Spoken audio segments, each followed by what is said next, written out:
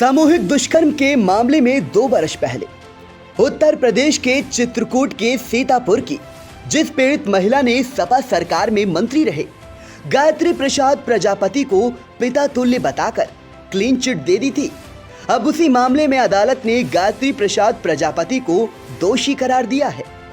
बुधवार को फैसला आने के बाद कई परिचित पीड़िता के घर गए तो वहां पर उन्हें मायूसी हाथ लगी। ऐसा हो भी क्यों ना, क्योंकि उसके घर के दरवाजे पर ताला लटक रहा था। आसपास के लोगों से मालूम किया तो उसका कहीं अता पता नहीं चला। बताया गया कि पिछले 1.5 बरस से मैं बच्चों की वो लापता है।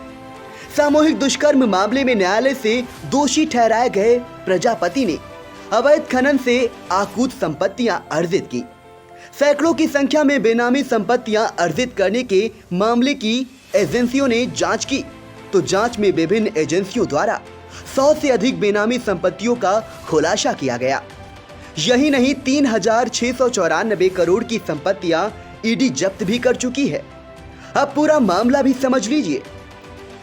वर्ष 2013 में यूपी के चित्रकूट के रामघाट पर गंगा आरती के दौरान सीतापुर की रहने वाली महिला पूर्व मंत्री गायत्री प्रसाद प्रजापति के संपर्क में आई थी। वर्ष 2012 में यूपी में सपा सरकार आने के बाद गायत्री प्रजापति अखिलेश की कैबिनेट में खनन मंत्री बनाए गए। उनके 4 बरस तो खूब मौज मस्ती से बीते, लेकिन चुनावी साल यानी 17 अक्टूबर 2016 में उनके संपर्क में आई चित्रकूट के सीतापुर की महिला ने गायत्री प्रसाद प्रजापति और उनके सहयोगियों पर ये कहते हुए आरोप लगाया कि वर्ष 2014 से 2016 तक पीड़िता के संग आरोपियों ने सामूहिक दुष्कर्म किया। इसकी शिकायत डीजीपी से की, लेकिन रसूखदार मंत्री के चलते इसकी एफआईआर दर्ज नहीं की गई। ऐसे में पीड़िता ने सुप्रीम कोर्ट में शरण ली। इस मामले में 16 फरवरी 2017 को सुप्रीम कोर्ट ने पीड़िता की विशेष अनुमति याचिका पर प्रदेश सरकार को केस दर्ज करने का आदेश दिया था। न्यायालय के आदेश पर गौतमपल्ली कोतवाली में पुलिस ने फरवरी 2017 में केस दर्ज किया और 15 मार्च 2017 को आशियाना से आरोपी गायत्री प्रसाद प्रजापति को पुलिस ने गिरफ्तार किया था। इससे पहले एसटीएफ व यूपी पुलिस ने नामजद सहयोगी अशोक तिवारी, आशीष शुक्ल को नोएडा से पकड़ा था। इन पर गायत्री को शरण देने का आरोप लगाया गया था। अप्रैल 2017 में अभियोजन पक्ष की ओर से इस मामले में 17 अभियोजन साक्षी एवं 11 प्रपत्रीय साक्ष्य प्रस्तुत किए गए, जबकि 18 जुलाई 2017 को आरोपी गायत्री प्रसाद प्रजापति, विकास वर्मा, आशीष शुक्ला व अशोक तिवारी के खिलाफ पास्को एक्ट का आरोप तय किया गया। न्यायालयीय प्रक्रिया के दौरान जुलाई 2019 में दुष्कर्म पीड़िता ने अपने घर में प्रश्वार्ता कर पूर्व मंत्री गायत्री प्रजापति को क्लीन चिट दे दी थी। उनको पिता तुल्य बताया था। साथ ही हमीरपुर के एक शख्स को आरोपित ठहराते हुए कहा था कि उसके बहकावे में आकर ये कदम उठाया था। इसके बाद उसके खिलाफ दिल्ली पुलिस ने एक अन्य मामले में समन जारी किया था। तब से पीड़िता घर छोड़कर चली गई थी। बुधवार को एमपी एमएलए कोर्ट ने सामूहिक दुष्कर्म के मामले में फैसला सुनाते हुए पूर्व मंत्री गायत्री प्रसाद प्रजापति व उनके सहयोगी अशोक तिवारी, आशीष शुक्ला को सामूहिक दुष्कर्म और पास्को एक्ट के तहत दोषी करार दिया। इसके बाद गायत्री प्रजापति प्रकरण की चर्चा शुरू हो गई।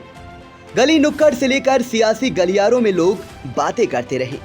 कुछ परिचित पीड़िता से मिलने उसके घर तक भी गए, लेकिन वहां ताला लगा होने से लौटना पड़ा।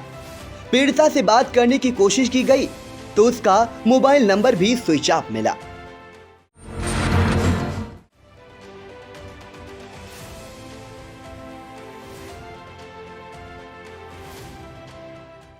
सरकार की कौन कौन सी बातों से हो रहा है फील गुड?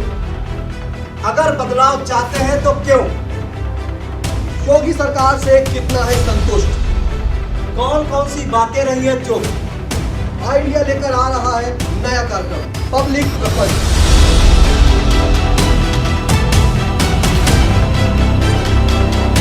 जिसमें हम ग्राउंड जीरो पर जाकर जानेंगे पब्लिक का मूड क्या है।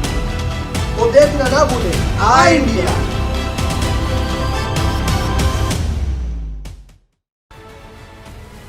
चुनाव की सबसे सटीक और विश्वसनीय खबरों को दिखाने वाला आई इंडिया जल्द आ रहा है आपके विधानसभा क्षेत्र का हाल बताने। हम बताएंगे आज़ादी से अब तक आपकी विधानसभा क्षेत्र में किस पार्टी का कितनी बार कौन रहा विधायक।